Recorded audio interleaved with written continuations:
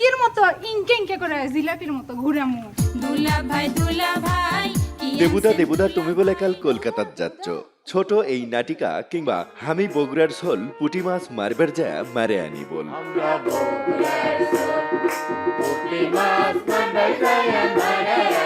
এই গানগুলো 90 দশকের টেলিভিশনে প্রচারের পরই ব্যাপক জনপ্রিয়তা পায়। বগুড়া ইউথ কোয়ারের এই জনপ্রিয় অনুষ্ঠানগুলোর অন্যতম আয়োজক ছিলেন তৌফিক হাসান টিপু।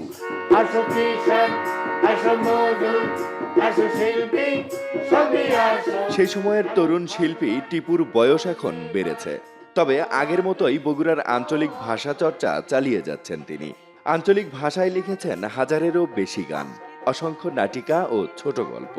কিন্তু ভাষার প্রতি ভালোবাসায় জীবনের বড় একটি সময় ব্যয় করলেও মেলেনি উল্লেখযোগ্য কোনো পুরস্কার কিংবা সরকারি বেসরকারি পৃষ্ঠপোষকতা।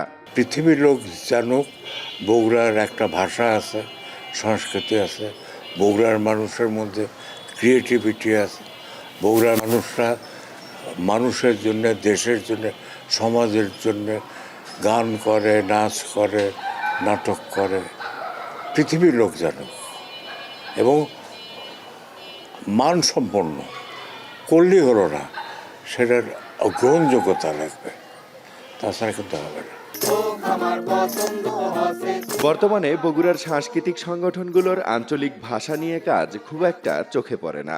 আধুনিকতার অজুহাতে অনেকেই ভুলে যাচ্ছেন নিজেদের শিকড়ের ভাষা। স্কুল, কলেজ কিংবা কর্মক্ষেত্রে আঞ্চলিক ভাষার ব্যবহার প্রায় নেই বললেই চলে।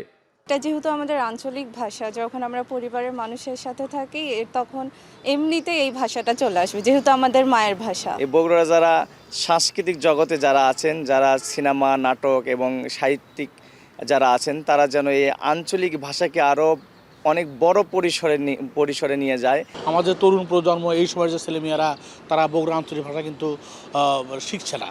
তারা প্রমিত বানাই কথা বলতেছে, অন্যভাবে কথা বলছে, যেটা খুবই বাংলা আঞ্চলিক ভাষা সংরক্ষণের যেটা আমাদের খুবই ক্ষতির বড় কারণ। বগুড়ার আঞ্চলিক ভাষা সংরক্ষণে এখন পর্যন্ত কার্যকর কোনো উদ্যোগ নেওয়া হয়নি। পৃষ্ঠপোষকতার অভাবে সাংস্কৃতিক সংগঠনগুলো আগ্রহ হারাচ্ছে।